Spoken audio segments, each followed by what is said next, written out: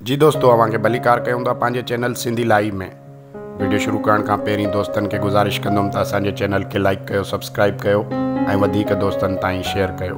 जी दोस्तों, त अॼु असांजो वीडियो आहे सिंधी गीतनि जे शहनशाह जनाब शमन अली मीराली जे बारे में। शमन अली मीराली वलद लाल बख्श मीराली हिकु सिंधी रागी आहे जंहिंजा लॻभॻि 250 खां मथे म्यूज़िक एल्बम रिलीज़ थी चुका आहिनि ऐं 3000 खां मथे गाना ॻाए चुको आहे। खेसि सिंधी गीतनि जो शहनशाह पिणु सॾियो वञे थो। हिन सिंधी ॿोलीअ खां अलावा उर्दू, बलोची, मारवाड़ी ॿोलियुनि में पिणु कलाम ॻायो आहे। शमन अली मीराली केतिरनि ई नामवर शाइरनि जहिड़ोक शाह अब्दुल लतीफ़ भिटाई, सचल सरमस्त, बुॾल फ़क़ीर, जानण चंद, शेख अयाज़, सरकश सिंधी, उस्ताद बुखारी, शमशेरुल हैदरी, निसार बज़मी, ज़ख्मी चांडियो, गुलाम कादिर घायल, ज़ुल्फ़कार मंगी, मुमताज़ मोलाई, वहीद हकड़ो ऐं कासिर नवाज़ ऐं ॿियनि खोड़सारनि शाइरनि जी शाइरी ॻाई आहे। उन खां अलावा शमन अली मीराली लातादाद नुहा पिणु पढ़िया आहिनि।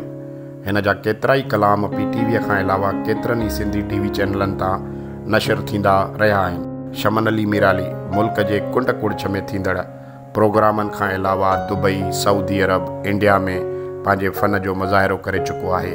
खेसि ख़िदमतुन एवज़, शाह लतीफ़ एवार्ड, कलंदर लाल शहबाज़ एवार्ड, सचल सरमस्त एवार्डनि समेत ॿियनि केतिरनि ई एवार्डनि सां नवाज़ियो वियो आहे। शमन अली जो जनमु 1 जनवरी सन 1971 में शिकारपुर जे हिकु नंढड़े ॻोठ में थियो। हिन जो ॻोठु नामवर शाइर बुॾल फ़क़ीर जी दरगाह खां 1/2 किलोमीटर जे मुफ़ासिले ते वाक़ियो आहे।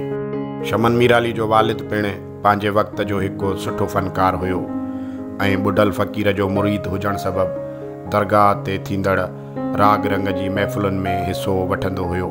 शमन पंहिंजी इब्तिदाई तालीम जेका मैट्रिक ताईं आहे सा पंहिंजे ॻोठ मां हासिल कई। गुरबत सबबि वधीक पढ़ी न सघियो।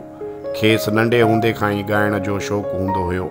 उन खां अलावा नंढपिण में कोॾी रांदि जो शौक़ीन हुयो ऐं खेॾंदो बि रहियो ऐं पंहिंजे ॻोठ जो मशहूरु रांदीगर सम्झियो वेंदो हुयो। पर संदसि जे वालिद ऐं वॾे भाउ हिमत मीरालीअ जी सुबत में फ़न जी दुनिया में पेर पाताईं। हिन फ़न जी शुरूआति बुॾल फ़क़ीर दरगाह ते थींदड़ राग रंग सां कई। मीराली शुरूआति में यकतारे चपड़ीअ ते ॻाईंदो हुयो। संदसि शुरूआती 3-4 एल्बम यकतारे चपड़ीअ ते रिकॉर्ड थियल आहिनि। हिन पंहिंजे फ़न जी शुरूआती सिख्या पंहिंजे वालिद खां वरिती।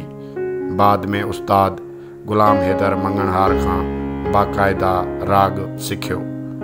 संदसि 100 जी तादाद में ऑडियो कैसेटूं रिलीज़ थियल आहिनि। राग खां अलावा शमन अली मीराली सियासत में पिणु हिसो वरितो आहे। तक MA 199 ऐं PS 4 सखर साले पट ते नामज़दगी फॉर्म भरियो। शमन मीराली जी औलाद में संदसि हिकु पुटु आहे जेको पिणु हिकु उभरंदड़ फ़नकार आहे। दोस्तों, त हीअ हुई मालूमात सिंधी गीतनि जे शहनशाह जनाब शमन अली मीराली साहब जे बारे में। उमेद कयूं था त असांजो वीडियो अव्हां खे पसंदि आयो हूंदो।